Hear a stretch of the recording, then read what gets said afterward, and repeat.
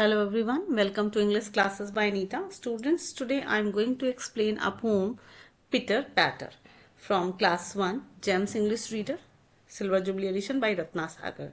Students, this is very small poem. It contains only 2 stanza and it's having 8 lines. And see this poem, very small poem. And I will read this poem line by line and after this explain in Hindi. And we will see some rhyming also. So first we will read the poem. So get ready for understanding. Pitter patter raindrops falling from the sky. Here is my umbrella to keep me safe and dry. When the rain is over and the sun begins to glow, little bird starts to flower and grow and grow and grow.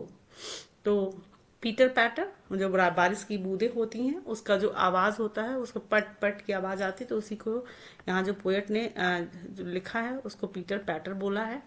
तो जो poet हैं वो कहना चाहते हैं कि pitter patter मतलब जो वो सुनते हैं जो रेन ड्रॉप्स की जो साउंड है जो आता है तो वो पीटर पैटर रेन ड्रॉप्स यानी कि जो रेन ड्रॉप्स यानी कि बारिश की बूंदें जो गिर रही हैं उसकी जो आवाज आ रही है वो पीटर पैटर यानी पट पट पट की आवाज आती है ना, हम लोग सुनते हैं बारिश होती है तो उसी को pitter patter falling from the sky यानी कि आसमान से गिर रहा है। फॉलिंग मतलब गिर रहा है, फ्रॉम मतलब से, स्काई मतलब आसमान से, यानी कि आसमान से ये रेन ड्रॉप्स जो है बारिश की बूंदें पीटर पैटर की आवाज करते हुए ऊपर से गिर रही हैं। हियर इज माई अम्ब्रेला, तो अम्ब्रेला आप देखो ये है, बच्चा कह रहा है मेरे पास तो छाता है, ये मेरा छाता है जो keep me safe and dry. तो बारिश की बूंदें कितनी भी बारिश हो अगर मेरे पास छाता है तो क्या होगा, टू कीप मी सेफ मतलब मुझे सुरक्षित रखेगा और मुझे सूखा रखेगा यानी कि बारिश से हमें बचाएगा।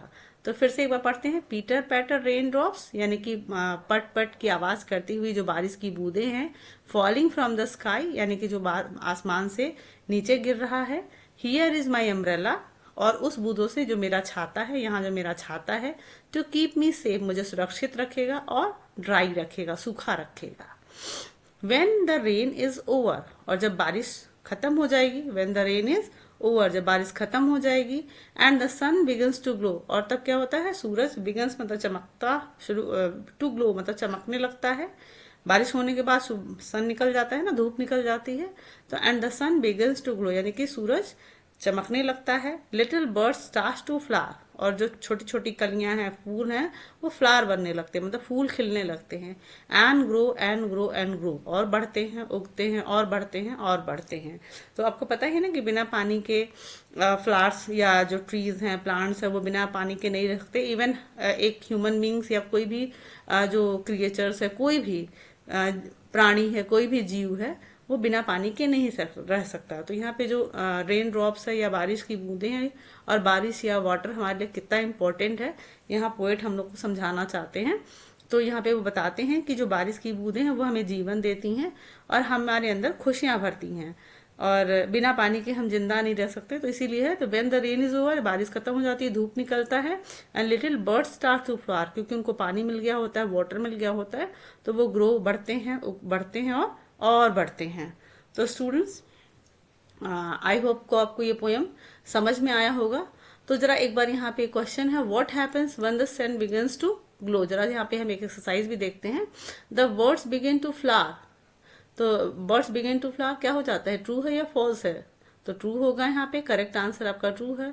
इट बिकम्स कोल्ड, तो ये तो रॉन्ग है, तो ये फॉल्स हो जाएगा।